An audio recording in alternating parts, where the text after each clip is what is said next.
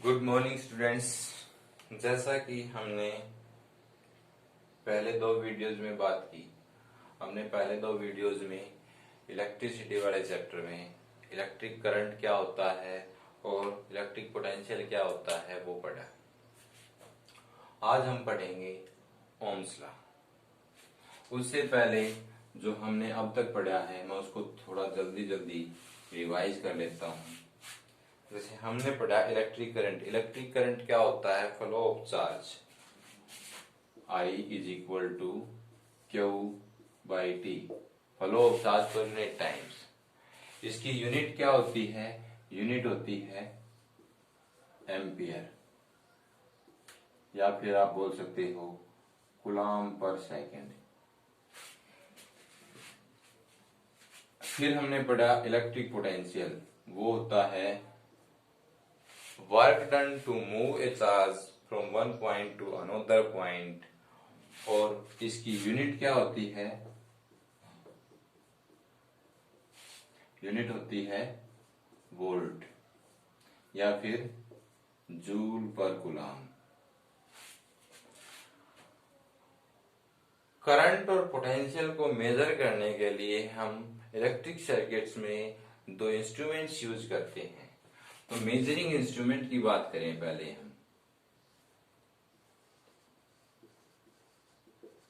Measuring instruments, current. देखिए, अगर circuit में करंट फ्लो कर रहा है, कितना फ्लो कर रहा है, उसकी स्पीड स्लो है इलेक्ट्रॉन्स की या तेज है, वो हम कैसे मेजर करेंगे? वो हम मेजर करेंगे, एक इंस्ट्रूमेंट होता है एमीमीटर। सर्किट डायग्राम में हम एमीमीटर को रिप्रेजेंट करते हैं ऐसे। यहाँ पे मान लीजिए पॉजिटिव टर्मिनल कनेक्टेड है तो दूसरे साइड क्या होगा? नेगेटिव। एक सर्कल के अंदर हम ए रिप्रेजेंट करते हैं, या कई बार आपको बुक में दिखाई देगा, देखिए ये भी सिंबल है एमीटर का, पर ये स्मॉल एम यहाँ पे क्या रिप्रेजेंट करता है? Milli ampere. मिली एम्पियर मतलब यहाँ ये स्मॉल करंट को मेजर करता है। अब इसको हम जोड़ते कैसे हैं? How to connect in circuit. तो एमीटर की एक बात ये होती है कि जो इसका इंटरनल रेजिस्टेंस है, इंटरनल रेजिस्टेंस के बारे में हम आज पढ़ेंगे। इंटरनल रेजिस्टेंस है वो इसका बहुत ही कम होता है, जिसके कारण सारा करंट इसके थ्रू फ्लो कर जाता है। तो मान लीजिए कि हम इसको पैरेलल में जोड़ते हैं। पैरेलल और सीरीज कॉम्बिनेशंस के बारे में हम आगे आने वाले वीडियोस में पढ़ेंगे। पैरेलल और सीरीज क्या है? दो प्रकार के कॉम्बिनेशंस हैं जिसमें डिवाइसेस को अलग अलग तरीके से अलग अलग वैल्यूज अचीव करने के लिए कंबाइन किया जाता है। तो इसका इंटरनल रेजिस्टेंस कितना है? लो होता है। और यदि आइडियली बात करें, आइडियली कितना होता है? 0 होता है। अगर ये पैरेलल में कनेक्ट होगा, क्वेश्चन पूछ लेते हैं कई बार कि हम एमीटर को पैरेलल में कनेक्ट क्यों नहीं कर सकते, सीरीज में ही क्यों करते हैं? अगर वो पैरेलल में कनेक्ट होगा तो करंट को फ्लो करने के लिए मिनिमम रेजिस्टेंस चाहिए, और वो सारा का सारा करंट एमीटर से तो आगे पास आउट हो जाएगा। हमारी जो डिवाइस है वो वर्क नहीं करेगी। इसलिए इसको किस में जोड़ते हैं? सीरीज में। तो ये कैसे कनेक्ट होता है? सीरीज में। इसी तरह अगर मैं बात करूं वोल्ट मीटर, जो किसको मेजर करता है? वो पोटेंशियल को मेजर करता है। कैसा पोटेंशियल? Electric potential. सिंबल क्या है? सिंबल है सर्कल के अंदर हम V ड्रा करते हैं ये सिंबल है, ठीक है। और ये कनेक्ट कैसे होता है, कनेक्ट इन पैरेलल। पैरेलल में कनेक्ट क्यों करते हैं, क्योंकि जो इसका रेजिस्टेंस है वो बहुत ज्यादा होता है, इसका रेजिस्टेंस होता है वो हाई होता है। हाई रेजिस्टेंस होने के कारण अगर इसको सीरीज में कनेक्ट कर दिया गया तो ये मैक्सिमम करंट को कंज्यूम कर जाएगा और हमारे डिवाइस की वर्किंग को अफेक्ट करेगा, मतलब लॉस बहुत होगा। इसलिए इसको किस में कनेक्ट करते हैं, पैरेलल में कनेक्ट करते हैं।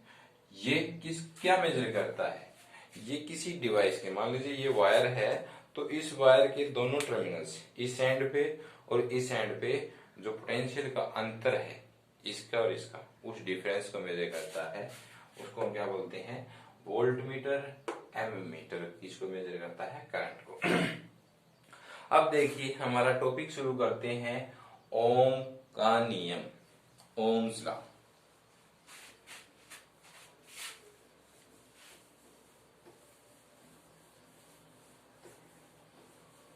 देखिए स्टूडेंट्स, इस चैप्टर से रिलेटेड आपके जो भी डाउट्स हैं, अगर आपको कोई टॉपिक किसी न्यूमेरिकल में या किसी भी क्वेश्चंस में प्रॉब्लम है तो आपको घबराने की जरूरत नहीं है, आप कमेंट बॉक्स में डाल के आंसर पूछ सकते हैं।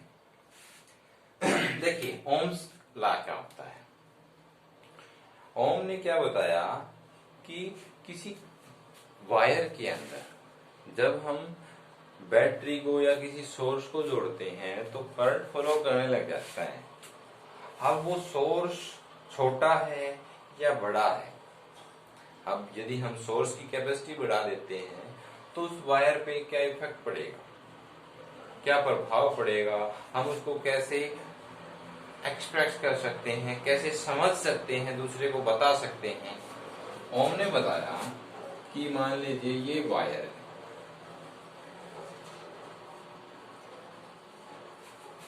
इसका ये एंड बी है और ये एंड ए है, तो इस एंड के ऊपर जो इलेक्ट्रिक पोटेंशियल है वो होगा VA और इस एंड के ऊपर जो इलेक्ट्रिक पोटेंशियल है वो है VB।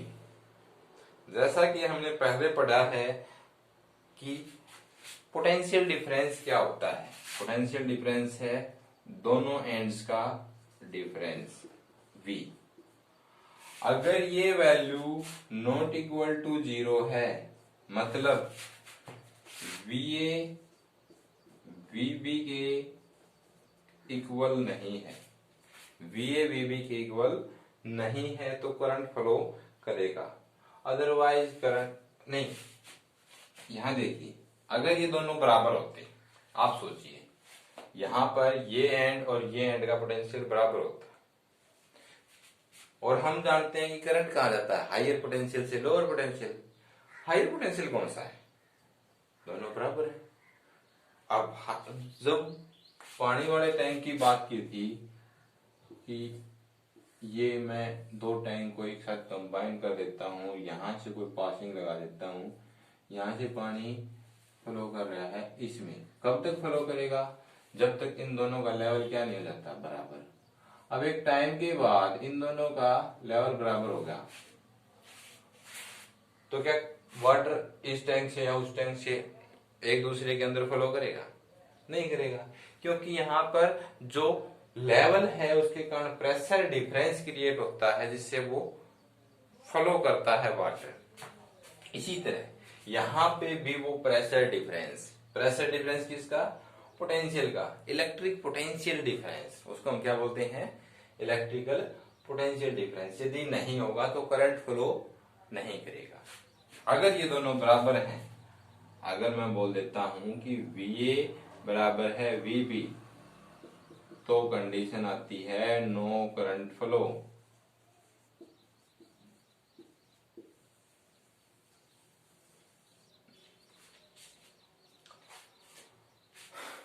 पोटेंशियल डिफरेंस को हिंदी में बोलते हैं विभवांतर।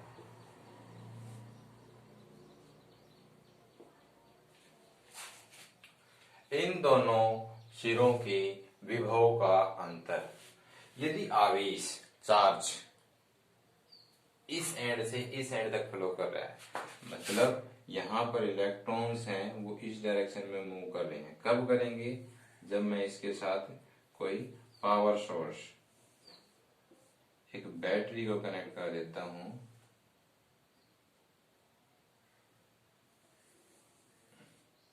जैसे ही बैटरी कनेक्ट की, इलेक्ट्रॉन मूव करना स्टार्ट कर देंगे और करंट फ्लो करेगा इस डायरेक्शन में।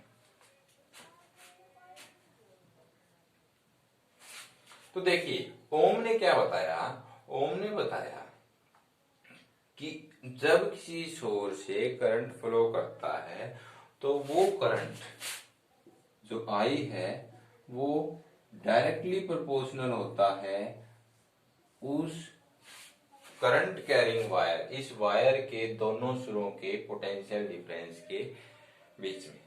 मतलब यदि मैं इसको हिंदी में बताऊं तो क्या है कि यदि किसी विद्युत धारा, एक तार जिसके अंदर करंट है, विद्युत धारा जिसके अंदर प्रवाहित हो रही है, उस तार के दोनों सिरों के, ये दोनों सिरे, इन दोनों सिरों के बीच में जो विभव अंतर है, विभव अंतर है, वो उस बहने वाली धारा के समानुपाती होता है।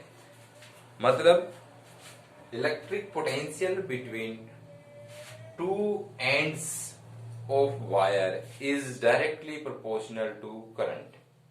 यह ध्यान दीजिए कि I और V एक दूसरे के प्रोपोर्शनल हैं, पर यहाँ पे जो इंडिपेंडेंट और डिपेंडेंट क्वांटिटी कौन कौन सी है? करंट पोटेंशियल पे डिपेंड करता है। जितना ज्यादा बड़ा सोर्स लगाएंगे उतनी ज्यादा पोटेंशियल डिफरेंस क्रिएट होगी और उतना ही ज्यादा करंट फ्लो करेगा। मतलब यहां पर आई क्या है? आई है डिपेंडेंट क्वांटिटी और V क्या है? वो इंडिपेंडेंट है। मतलब वो किसी और सोर्स, इस सिस्टम में यहाँ पर वायर पे या नंबर ऑफ इलेक्ट्रॉन्स पे और वैल्यूज पे डिपेंड नहीं करती। हमने जो पोटेंशियल डिफरेंस क्रिएट किया है वो बैटरी से किया है, V वोल्ट अप्लाई किया तो वो अब जो करंट है वो इस V पे डिपेंड करेगा। अगर स्मॉल बैटरी है तो करंट की मात्रा बहुत ही स्मॉल होगी, मतलब बहुत ही लो वैल्यूज का करंट फ्लो करेगा। और हाई पावर बैटरी है तो करंट हाई पावर फ्लो करेगा। अब ओम्स की जो ओम्स लॉ की पूरी स्टेटमेंट है वो ये है कि किसी करंट कैरिंग वायर्स के दोनों एंड्स के बीच में जो पोटेंशियल डिफरेंस होता है वो डायरेक्टली प्रोपोर्शनल है उसके अंदर फ्लो करने वाले करंट के। बट उसने कंडीशन बताई कि physical property remains constant. Physical property मतलब क्या है? इस वायर की लेंथ, इस वायर का एरिया, मतलब इसकी डायमेंशंस और टेम्परेचर, वो चेंज नहीं होना चाहिए। मैं लिख देता हूं ओम्स लॉ के statement.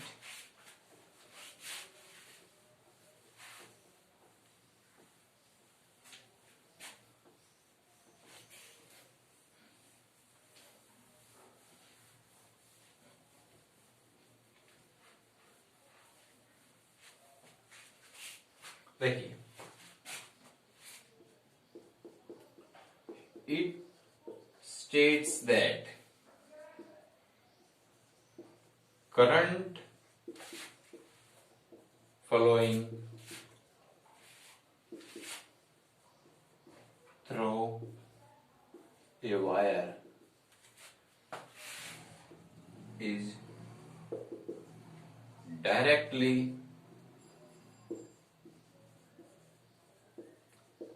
proportional to the electric potential between two ends of wire, between two ends of wire। where physical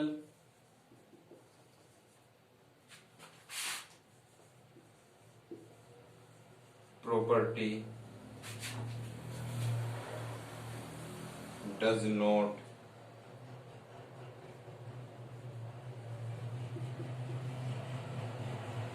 change. जो फिजिकल्स प्रॉपर्टी है, मतलब एग्जांपल दे देता हूं, लेंथ, एरिया, टेम्परेचर, ये क्या रहनी चाहिए, रिमेन्स कांस्टेंट। ये कांस्टेंट होनी चाहिए। उस टाइम पे जो करंट फ्लो कर रहा है वो डायरेक्टली प्रोपोर्शनल होता है V की। जो V है वो डायरेक्टली प्रोपोर्शनल है I की। यहां पे यदि प्रोपोर्शनलिटी के साइन को हटाते हैं तो हमारे पास रिलेशन आता है V equal to I R। ये है ओम्स लॉ। अब देखिए R यहां पे क्या है, R है proportionality constant.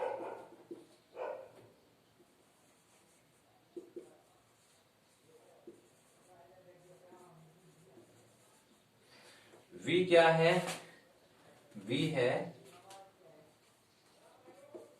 Potential difference.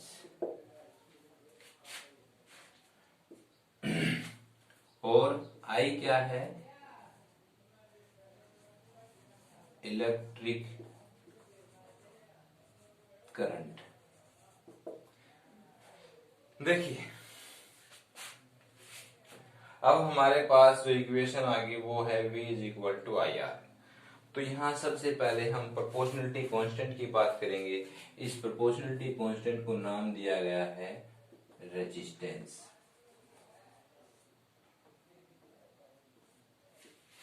Resistance क्या होता है, इसको स्टडी करेंगे। देखिए रेजिस्टेंस एक प्रॉपर्टी है मटेरियल की, उस डिवाइस की जो हमने सर्किट में कनेक्ट कर रखी है। वो क्या है, वो एक ऐसी प्रॉपर्टी है जो उस पाथ को बोल दें या उस वायर बोल दें, उस वायर में करंट के फ्लो को अपोज करती है, मतलब उस इलेक्ट्रिक एनर्जी के बहाव को रोकती है। अब जिस मटेरियल में इस रेजिस्टेंस के अकॉर्डिंग हम कंडक्टर्स, इंसुलेटर्स डिफाइन कर सकते हैं। जिस मटेरियल का रेजिस्टेंस ज्यादा है, मतलब अपोज ऑफ फ्लो, फ्लो किसका, इलेक्ट्रिक करंट का, इलेक्ट्रिक करंट के फ्लो का अपोज करने की कैपेसिटी ज्यादा है, उसका रेजिस्टेंस हाई है, मतलब वो एक इंसुलेटर की तरह कार्य करेगा। अगर मैं बोल दूं कि इनफाइनाइट रेजिस्टेंस है तो वो एक प्योर इंसुलेटर हो जाता है, मतलब उसके अंदर कोई करंट फ्लो नहीं करेगा। और यदि किसी मटेरियल का रेजिस्टेंस कम है तो वो एक अच्छा कंडक्टर होगा, करंट के फ्लो को बहुत कम रोकता है, मतलब आसानी से करंट एक एंड से दूसरे एंड तक फ्लो कर सकता है, उसका रेजिस्टेंस कम होता है। अब देखो ओम ने क्या बताया, ओम्स ने स्टेटमेंट दे दी कि जो करंट है वो पोटेंशियल के डायरेक्टली प्रोपोर्शनल होता है, जहां से हमें एक नई टर्म पता चली रेजिस्टेंस। रेजिस्टेंस के बारे में पढ़ेंगे।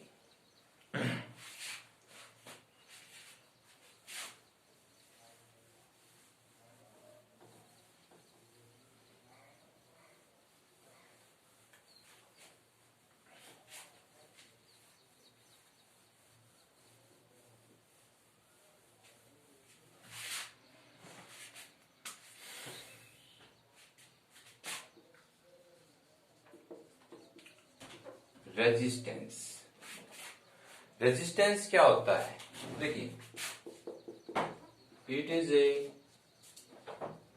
Property of material.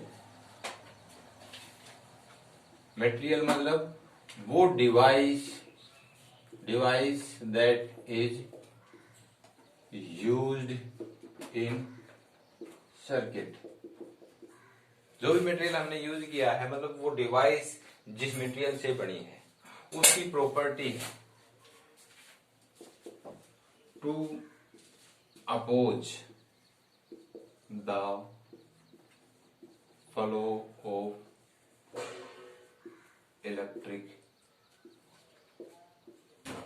Current. Oppose the flow of electric current मतलब उसके अंदर से करंट के बहाव को ये रोकता है। इसको देखिए आप आसानी से समझ सकते हैं। मैं एक एग्जांपल देता हूं। मान लीजिए हमारे पास कोई नाली है, उस नाली के अंदर पानी बह रहा है। अब मान लीजिए उस पानी के अंदर कंकर पड़े हैं, पत्थर पड़े हैं या घास उगा हुआ है, और उसी के सेम साइज की उसी तरह की एक और नाली उसके साथ है जो बिल्कुल साफ है, उसमें ना कोई कंकर पत्थर है और जो घास उगा हुआ था वो भी साफ किया गया है। अब दोनों नालियों के अंदर से वाटर फ्लो स्टार्ट करवाया जाए, दोनों में इक्वल अमाउंट का पानी पीछे से छोड़ दिया जाए, तो ये बताइए कि कौन सी नाली के अंदर, कौन सी कैनाल के अंदर जो वाटर फ्लो है वो तेज जाएगा। तो आपका आंसर होगा वो कैनाल जिसके अंदर कोई भी डिस्टरबेंस, मतलब कोई घास या कोई कंकर पत्थर नहीं है। तो उस केस में पानी के बहाव को कौन रोक रहा है? कंकर पत्थर और वो घास, जिसके कारण वाटर फ्लो बहुत स्लो हो गया। दूसरी तरफ जिस कैनाल के अंदर कोई भी इस तरह का ऑब्स्टेकल नहीं था, उसमें इजिली वाटर फ्लो कर गया। मतलब वहां वाटर के केस में जो कंकर पत्थर अपोज हैं, उसी तरह यहाँ पे किसी वायर के अंदर रेजिस्टेंस है जो वाटर फ्लो को नहीं, सॉरी, इलेक्ट्रिक करंट के फ्लो को अपोज करता है। अब देखिए ये आता कहां से है? वास्तव में ये इंटरनल कंस्ट्रक्शन पे डिपेंड करता है। हम पढ़ेंगे कि जो करंट रेजिस्टेंस है वो रो एल बाई ए, रो क्या है? रेजिस्टिविटी, लेंथ और एरिया, इन पे डिपेंड करता है। तो इंटरनल कंस्ट्रक्शन पे डिपेंड करती है रेजिस्टिविटी। इसको बाद में करेंगे, पहले हम रेजिस्टेंस की ही यूनिट प्रॉपर डेफिनेशन कर लेते हैं। देखिए मैंने बोला कि रेजिस्टेंस वो प्रॉपर्टी जो अपोज करती है फ्लो को। अगर ओम लॉ के अकॉर्डिंग मैं बात करूं तो B is equal to I R और R is equal to B upon I. तो आपके पास R की वैल्यू आ गई B अपॉन आई। कोई भी इसको देखेगा तो समझेगा कि ये क्वांटिटी वोल्टेज और करंट दोनों पे डिपेंड करती है, जबकि ये नहीं है, ये इन दोनों का रेशियो है। मैं बोल देता हूं कि एक वायर है, इसके अंदर मैंने पहले बैटरी जोड़ रखी थी, वो 6 वोल्ट की थी। फिर मैंने क्या किया, उसी वायर के अंदर उसके दोनों सिरों पे बैटरी क्या जोड़ दी,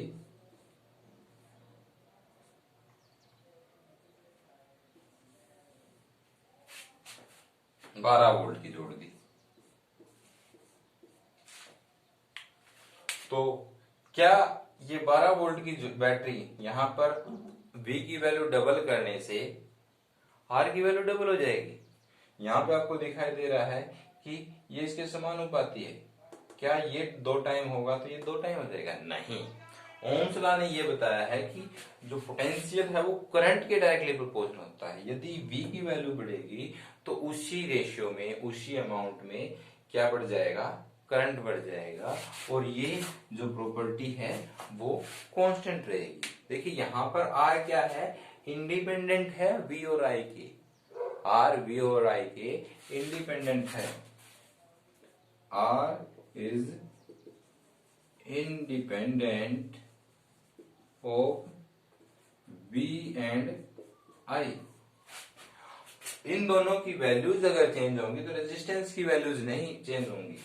ये एक कांस्टेंट है, क्या है, कांस्टेंट है। और ये चेंज कैसे होगा वो हम आगे पढ़ेंगे, परंतु यहाँ ओम्स लॉ के अकॉर्डिंग ये कांस्टेंट है।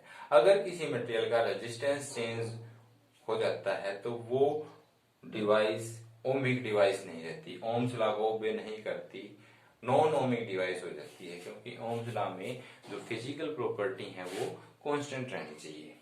तो हमें यहां से पता चला कि ये इंडिपेंडेंट है। अब यहां पे मैं इसको डिफाइन करूं, यूनिट बताऊं, रेजिस्टेंस की यूनिट है वो ओम की नाम पे ही दी गई है, ओम। देखिए वैसे तो यहाँ पे आप बोल सकते हो कि पोटेंशियल की यूनिट है वोल्ट और करंट की है एम्पियर, तो वोल्ट पर एम्पियर होगी, ये क्या होगी, वोल्ट पर एम्पियर। और जो यूनिट हम यूज करते हैं वो रेजिस्टेंस की यूनिट क्या है, वो वोल्ट पर एम्पियर तो है ही, पर हम इसको एक स्पेशल नाम देते हैं ओम, और जिसको एक सिंबल से ओमेगा, ओमेगा सिंबल से रिप्रेजेंट किया जाता है।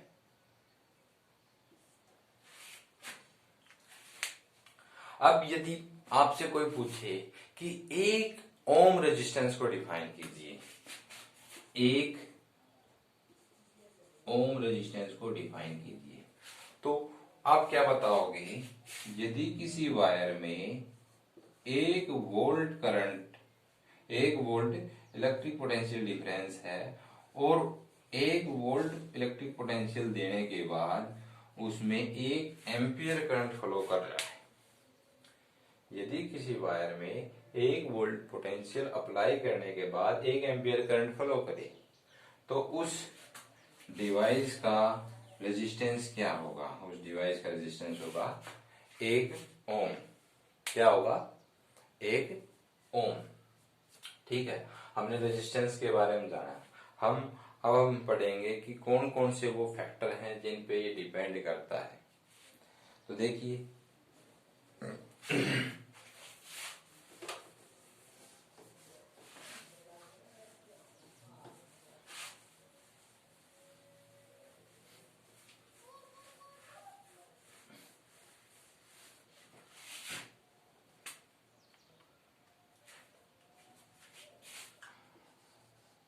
जो रेजिस्टेंस है वो डिपेंड करता है रो एल ए। यहां पे रो क्या है, रेजिस्टिविटी, एल क्या है, लेंथ, ए क्या है, एरिया। मैं बोलता हूं कि इसको ऐसे मत समझिए, मैं इसको बोलता हूं कि इसको ऐसे अज्यूम कीजिए, ऐसे पढ़िए कि एल क्या है, length of wire in the direction of flow of electric current. A क्या है, एरिया, एरिया कौन सा, cross section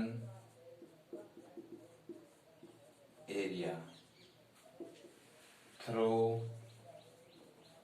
which electric current flow, उस एरिया जिसके थ्रू करंट फ्लो कर रहा है, और ये क्या है, रेजिस्टिविटी। देखिए अब हम तीनों को सीरियल वाइज पढ़ेंगे, जानेंगे कि किस प्रकार रेजिस्टेंस इन तीनों पे डिपेंड करता है।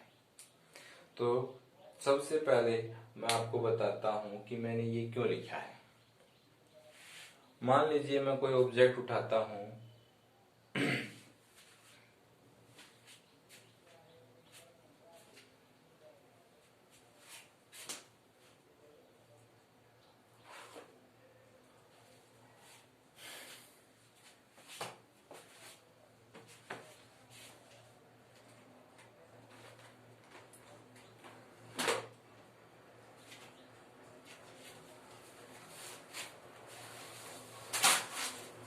ये बुक ले लीजिए, ये बुक है। अब देखिए इसके एंड 1 2 3 4, आपको ये एक ये और एक ये 3 इससे दिखाई देंगे, तो 6 एंड हो गई। या देखिए अगर मैं बोलता हूं कि इन दोनों एंड्स के बीच में किसी को करंट पोटेंशियल को अप्लाई किया जाए, मतलब ये ऐसा दिखाई देगा आपको, और जो पोटेंशियल है यहाँ पे प्लस और यहाँ पे माइनस, ये अप्लाई किया गया है। तो करंट है वो कहां से कहां, हायर पोटेंशियल से लोअर पोटेंशियल, जो करंट की डायरेक्शन होगी वो ये होगी।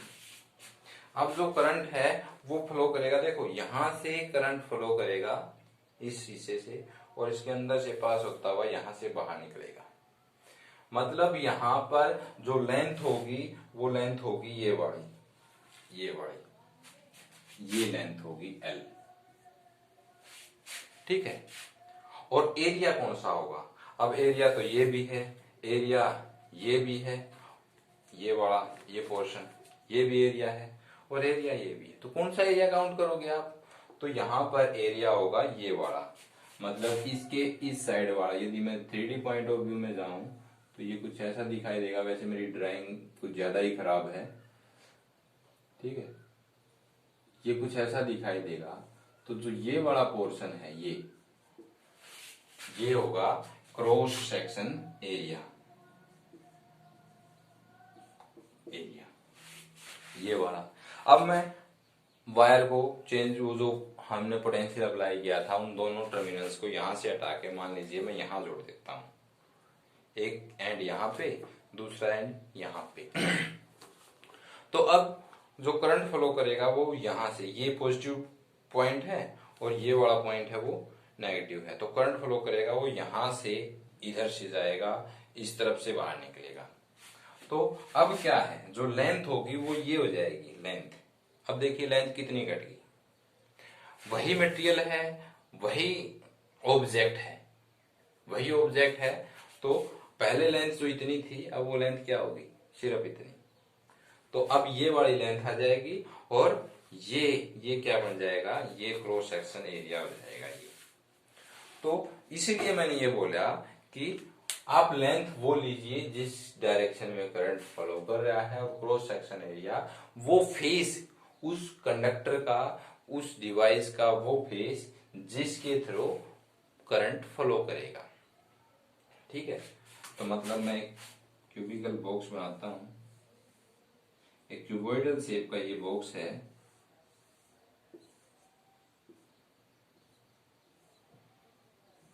तो अगर करंट फ्लो कर रहा है, इन दोनों पोटेंशियल टर्मिनल पे पोटेंशियल अप्लाई किया गया है माइनस, और ये प्लस भी, यहाँ पे माइनस की बजाय मैं लिख देता हूँ 0 वोल्ट। तो दोनों के बीच में कितना पोटेंशियल डिफरेंस होगा, V वोल्ट। तो ये वाली जो लेंथ है ये क्या बोली जाएगी, L।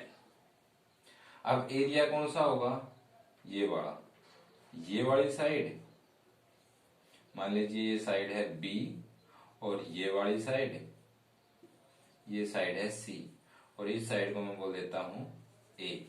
तो यहाँ L की वैल्यू क्या आ गई, A, और एरिया की वैल्यू क्या आ गई, B क्रॉस C।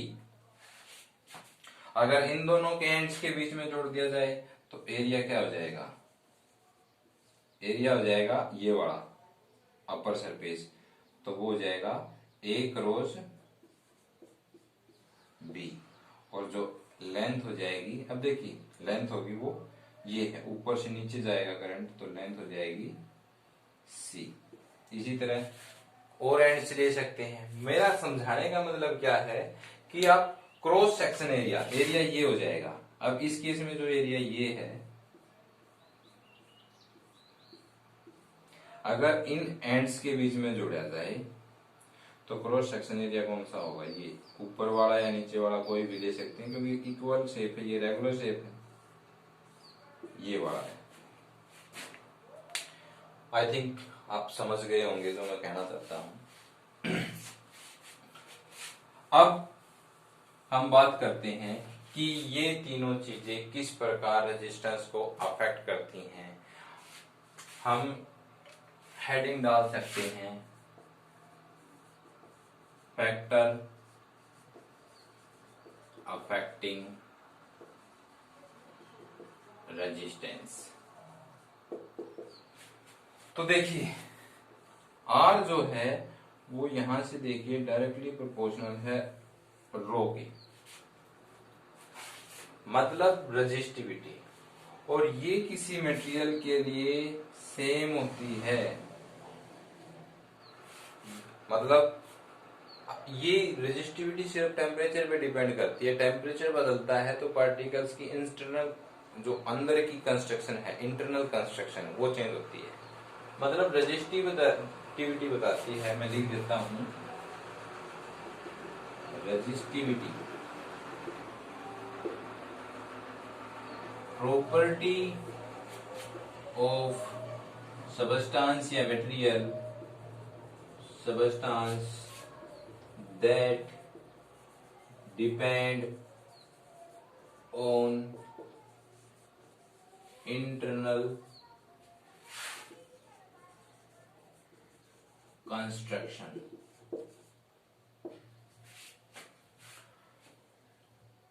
एक ऐसा गुण है, एक ऐसी प्रॉपर्टी है जो मटेरियल के इंटरनल कंस्ट्रक्शन पे डिपेंड करती है। दूसरी बात क्या है कि ये डायमेंशन पे डिपेंड नहीं करती। जैसे कि हम देख रहे हैं कि रेजिस्टेंस है वो कनेक्टिंग टर्मिनल्स के चेंज करने के बाद बदल जाता है, पर ये मटेरियल की प्रॉपर्टी है जो किसी पर्टिकुलर मटेरियल के लिए कांस्टेंट होती है। Constant for any material at constant temperature. यदि टेम्परेचर कांस्टेंट है तो ये रेजिस्टिविटी, ये प्रॉपर्टी किसी मटेरियल के लिए कांस्टेंट होगी।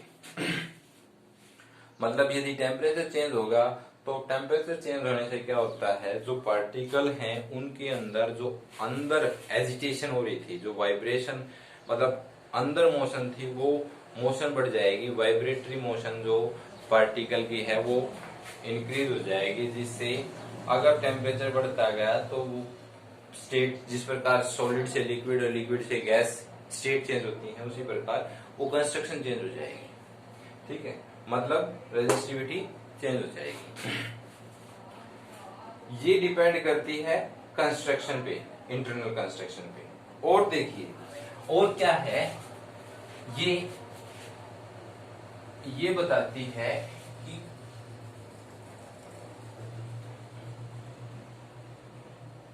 मैं बोल दूं अपोजिंग प्रॉपर्टी है, अपोजिंग प्रॉपर्टी है, और वो क्या है,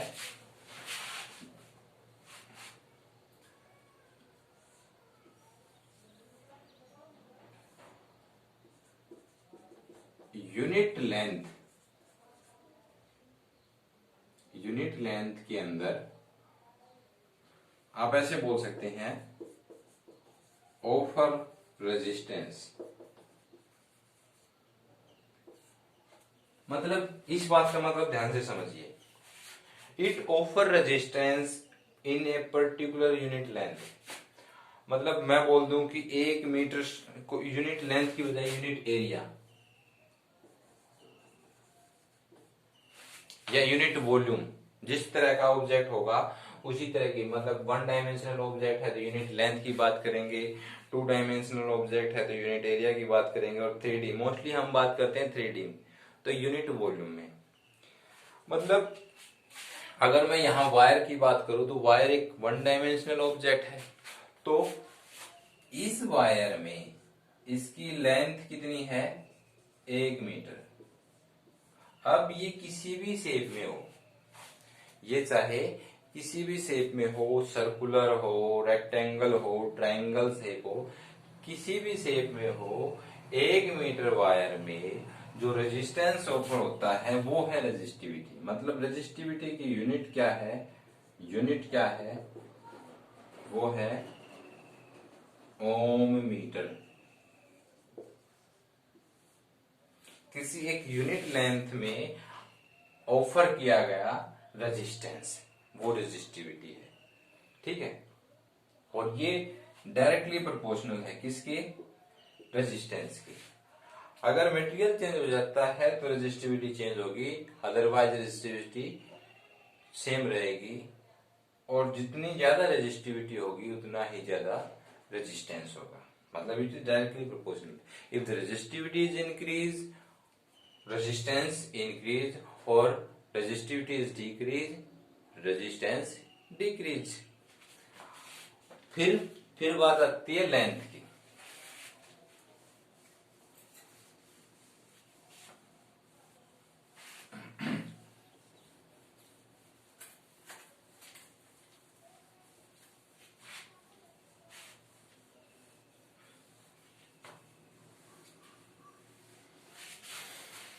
देखिए R is equal to rho L by A. यहां पे हमने देखा कि जो R है वो डायरेक्टली प्रोपोर्शनल है रो के। R इंक्रीज होगा इफ जो रो है वो इंक्रीज होगी, और R है वो डिक्रीज होगा इफ जो रो है वो डिक्रीज होगी। फिर बात करते हैं हम लेंथ की। तो जो रेजिस्टेंस है वो लेंथ के डायरेक्टली प्रोपोर्शनल है। मतलब क्या है? एक वायर जिसकी बाकी सारी प्रॉपर्टी सेम है और वो 1 मीटर की बजाय 2 मीटर ली जाए। देखिए ये वायर है, अगर मैं बोलता हूं कि इतनी वायर है, इसकी लेंथ ये है, मैं बोलूं कि इस लेंथ को मैं बढ़ा के डबल कर दूं, ये हो जाए, तो जो रेजिस्टेंस इस वायर का था, इतनी वायर लेने में रेजिस्टेंस की जो अमाउंट है वो क्या होगी? डबल होगी। इसका मतलब क्या है? रेजिस्टेंस इंक्रीज करेगा यदि लेंथ इंक्रीज करेगी, और रेजिस्टेंस डिक्रीज करेगा यदि लेंथ डिक्रीज करेगी। आपको क्वेश्चन में बोल दिया जाए यदि L है वो 2 टाइम्स कर दी जाए, मतलब जो न्यू लेंथ है, लेंथ जो न्यू है वो कितनी हो? 2 टाइम्स ऑफ L। बाकी सारी प्रॉपर्टी सेम है, तो रेजिस्टेंस क्या होगा? तो रेजिस्टेंस भी क्या हो जाएगा? 2 टाइम्स जो नया रेजिस्टेंस है, मैं R डैश बोल देता हूं, वो नया रेजिस्टेंस क्या हो जाएगा? 2 टाइम्स ऑफ R। पर ध्यान रखें कि बाकी सारी प्रॉपर्टी क्या हो? सेम। ये नहीं कि वायर को खींच के स्ट्रेच करके डबल कर दिया गया है, उसकी लेंथ बढ़ाइए सिर्फ। जैसे मैंने दिखाया आपको कि वायर जो पहले मेरे पास वायर थी इस लेंथ की, यहाँ पे मैंने इसको स्ट्रेच करके नहीं, इसकी लेंथ ऐसे बढ़ा दी, एक लंबी वायर ले ली, तो रेजिस्टेंस क्या हो जाएगा? डबल। ठीक है।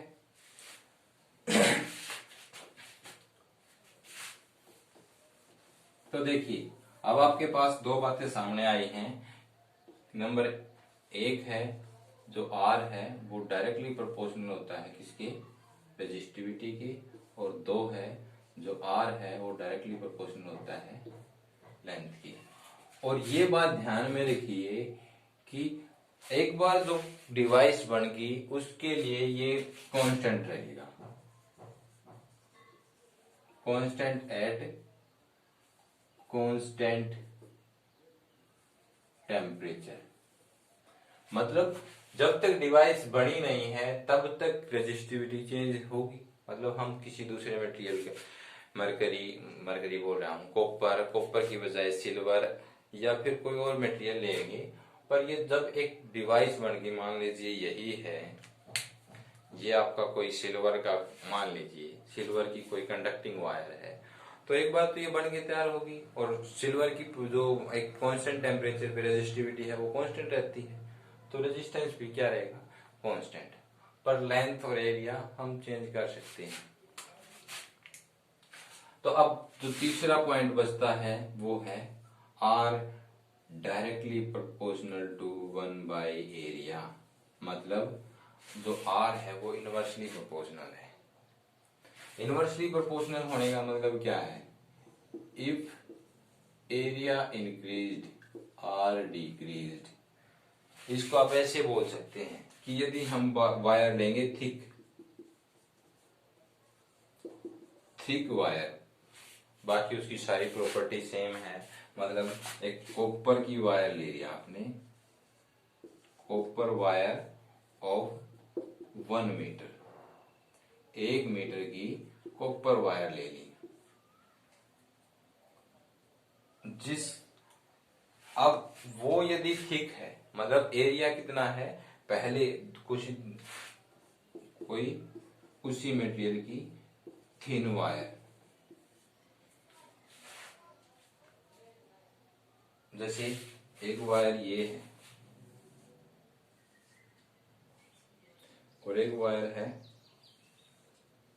ये, तो यहां पे देखिए ये वाला क्रॉस सेक्शन एरिया इस वाले क्रॉस सेक्शन एरिया से ज्यादा है, ये थिक वायर है। कैसी वायर है? थिक वायर है। और ये वायर कैसी है? थिन वायर है। तो रेजिस्टेंस देखिए किसका ज्यादा होगा। हम इस रिलेशन से पाते हैं कि यदि एरिया ज्यादा होगा तो रेजिस्टेंस कम होगा, तो इसका रेजिस्टेंस लो होगा जबकि इसका रेजिस्टेंस हाई होगा, हाई रेजिस्टेंस होगा, मतलब यहां पर लॉस ज्यादा होगा, यहां पर लॉस कम होगा। अब बात हमारे दिमाग में क्वेश्चन आता है कि जब हमें पता है कि तार की मोटाई बढ़ाने से रेजिस्टेंस कम होता है, तो हम सप्लाई के लिए मोटी तार यूज करके जो लॉस जो सप्लाई में ट्रांसमिशन के दौरान जो लॉस आता है हम उसको रिड्यूस कर सकते हैं।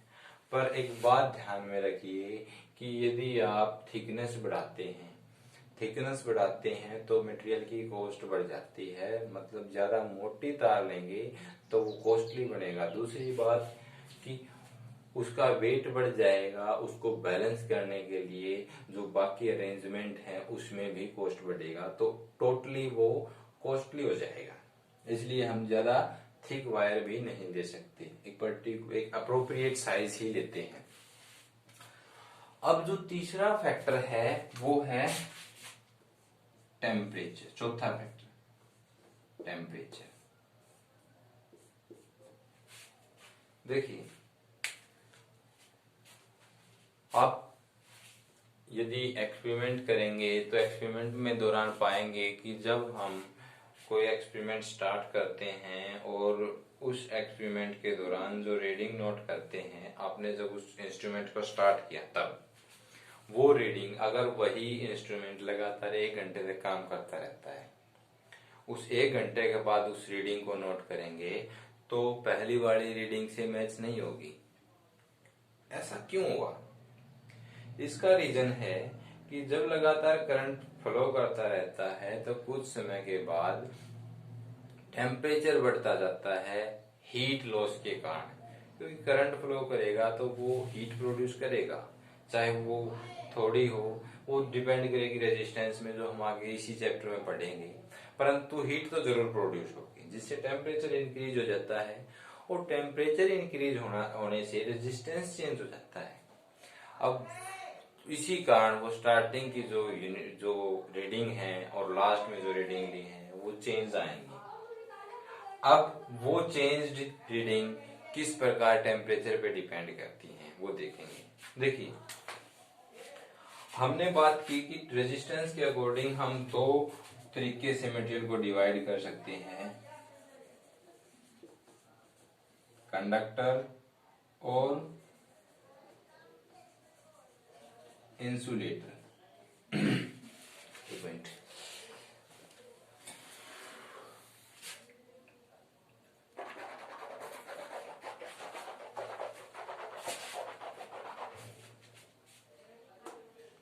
कंडक्टर। कंडक्टर क्या होता है? एक ऐसा मटेरियल जिसमें जो फ्री चार्ज कैरियर है, जिनको हम बोलते हैं वैलेंस इलेक्ट्रॉन, उसका अमाउंट ज्यादा होता है। मतलब इसके आउटर मोस्ट ऑर्बिट में लूजली बाउंड इलेक्ट्रॉन्स का जो नंबर है वो ज्यादा है, जिससे हल्की सी थोड़ी एनर्जी देने के बाद वो चार्ज कैरियर मूव कर जाते हैं और करंट फ्लो करने लग जाता है। जबकि इंसुलेटर में क्या होता है? इंसुलेटर में जो बाउंडेशन है वो लास्ट ऑर्बिट में जो इलेक्ट्रॉन है वो टाइटली बाउंड होते हैं। मतलब वैलेंस इलेक्ट्रॉन की संख्या, अगर आइडियल इंसुलेटर की बात करें तो होती ही नहीं है valence electron, tightly bound electron होते हैं। और जो आउटर ऑर्बिट है वो पैक होता है, उसमें जो कंप्लीटली फिल्ड होता है। ठीक है। फिर जब हम बात करते हैं करंट फ्लो की, यदि टेम्परेचर बढ़ जाए, टेम्परेचर बढ़ने से क्या होता है? कंडक्टर की बात करें, क्योंकि इंसुलेटर हमारे चैप्टर में नहीं है, फिर भी हम बात करेंगे, डिस्कस करेंगे, परंतु पहले हम बात करते हैं कंडक्टर की। कंडक्टर में यदि टेम्परेचर बढ़ जाएगा तो इलेक्ट्रॉन्स हैं वो स्पीड में मूव करेंगे, ज्यादा एनर्जी मिलेगी, जो हम काइनेटिक एनर्जी बात करते हैं। हीट, मतलब हीट क्या है? हीट मॉलिक्यूल्स की इंटरनल वेलोसिटी, इंटरनल स्पीड के कारण प्रोड्यूस्ड एनर्जी है, काइनेटिक एनर्जी ऑफ इलेक्ट्रॉन्स है। अब जैसे इलेक्ट्रॉन्स की स्पीड बढ़ जाएगी, मतलब टेम्परेचर के साथ पार्टिकल तेज गति से चलने लगेंगे, तेज गति से चलने लगेंगे और इलेक्ट्रॉन्स की संख्या बहुत ज्यादा है। एक छोटे से अगर ये डॉट बोल दिया जाए तो इस डॉट में भी करोड़ों की संख्या में इलेक्ट्रॉन है। अब वो इलेक्ट्रॉन एनर्जी पाके स्पीड में चलेंगे, स्पीड में चलेंगे तो आपस में जल्दी टकराएंगे, जिससे उस कोलिजन से क्या इफेक्ट पड़ेगा? उस कोलिजन से जो ट्रांसमिशन टाइम था वो घट जाएगा। मतलब पहले कोई इलेक्ट्रॉन यहां से यहां तक जाने में, मतलब ये एनर्जी लेकर इस पर ट्रांसफर कर रहा था, इतना टाइम ले रहा था। अब जब स्पीड बढ़ गई है तो वो जल्दी टकराएंगे और जो ये टाइम है ये डिक्रीज हो जाएगा। इस टाइम के डिक्रीज होने से क्या होगा? लॉस ज्यादा होने लग जाएगा। ठीक है। मतलब वो पर्टिकुलर एनर्जी वो दूसरे टर्मिनल तक ज्यादा देर तक पहुंचेगी। ये होता है जिसको हम बोलते हैं ड्रिफ्ट वेलोसिटी। मतलब एक तो इलेक्ट्रॉन की वो वेलोसिटी जो वो खुद चल रहा है, अब वो होती है लगभग, अगर मैं अकेले इलेक्ट्रॉन को किसी मटेरियल में छोड़ देता हूं और कोई इलेक्ट्रॉन नहीं है तो वो 10 की पावर 5 मीटर पर सेकंड होती है। परंतु जब मैं बात करूं ड्रिफ्ट वेलोसिटी की, मतलब वो वेलोसिटी जिस वेलोसिटी से वो आगे की तरफ मूव करता है। ड्रिफ्ट वेलोसिटी मतलब जब एनर्जी देते हैं और दूसरे इलेक्ट्रॉन से स्ट्राइक करके उसके बावजूद वो आगे उस एनर्जी को ट्रांसफर करता है, तो वो बहुत कम हो जाती है और वो अप्रोक्सीमेटली पहुंच जाती है 10⁻³ और 10⁻⁴ मीटर पर सेकंड। जितना ज्यादा टेम्परेचर बढ़ेगा कोलिजन बढ़ता जाएगा और कोलिजन के कारण करंट कम फ्लो होगा, कोलिजन के कारण करंट फ्लो होगा वो कम होगा। मतलब रेजिस्ट अगर आई बढ़ेगा तो आर घटेगा, मतलब आर कम होगा तभी तो आई बढ़ेगा। परंतु यहाँ पर आई की वैल्यू कम है, मतलब रेजिस्टेंस क्या हुआ है? बढ़ा है। तो हम पाते हैं कि यदि टेम्परेचर इंक्रीज होता है तो रेजिस्टेंस क्या होता है? रेजिस्टेंस भी इंक्रीज होता है। किसके केस में? कंडक्टर के केस में। टेम्परेचर बढ़ने से रेजिस्टेंस बढ़ जाता है। फिर इंसुलेटर की बात आई। अगर इंसुलेटर का टेम्परेचर बढ़ेगा तो वो जो हीट एनर्जी टेम्परेचर के कारण उसने गेन की है, उस एनर्जी से कुछ इलेक्ट्रॉन उस एनर्जी को गेन करके उस बाउंडेशन को, वो फोर्स जो उनको बांधे हुए थी उसको तोड़ के, उस बॉन्ड को तोड़ के बाहर निकलेंगे। मतलब जो आइडियल केस में स्टार्टिंग में जब तक टेम्परेचर नहीं बढ़ा था या एनर्जी नहीं दी गई थी, इलेक्ट्रॉन्स, वैलेंस इलेक्ट्रॉन अवेलेबल नहीं थे। अब वो वैलेंस इलेक्ट्रॉन मौजूद हो गए, जो कहां से आए, वो बाहर से टेम्परेचर के कारण जो एनर्जी दी गई उससे वो उस बॉन्ड को तोड़ के फ्री वैलेंस बन गए, फ्री इलेक्ट्रॉन या वैलेंस इलेक्ट्रॉन बन गए। अब वो वैलेंस इलेक्ट्रॉन करंट को कंडक्ट कराएंगे। मतलब एक लो टेम्परेचर पे क्या थे, नो वैलेंस इलेक्ट्रॉन। किसकी बात कर रहे हैं हम, इंसुलेटर की। तो नो वैलेंस इलेक्ट्रॉन। और हाई टेम्परेचर पे क्या हुआ,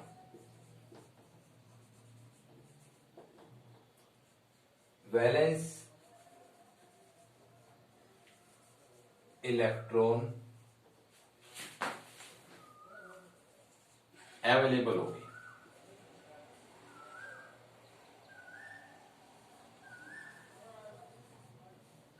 वैलेंस इलेक्ट्रॉन अवेलेबल हो गए। अब वैलेंस इलेक्ट्रॉन अवेलेबल हो गए मतलब करंट फ्लो करेगा। मतलब हाई टेम्परेचर पे इंसुलेटर के अंदर कुछ कंडक्टिंग प्रॉपर्टी आती रहती है, और कंडक्टिंग प्रॉपर्टी आ गई मतलब यहाँ पे रेजिस्टेंस क्या हुआ है, जो टेम्परेचर बढ़ा उसने रेजिस्टेंस को क्या करा दिया, डिक्रीज करा दिया। तो ये वो फैक्टर थे जिनके कारण रेजिस्टेंस अफेक्ट होता है, रेजिस्टेंस चेंज होता है। अपनी बुक में इसकी जो थ्योरी है उसको ध्यान से रीड करना, और जो भी क्वेश्चंस, जो भी तुम्हारे सामने प्रॉब्लम आए, तुम्हारा डाउट हो, वो कमेंट सेक्शन में डाल के पूछना।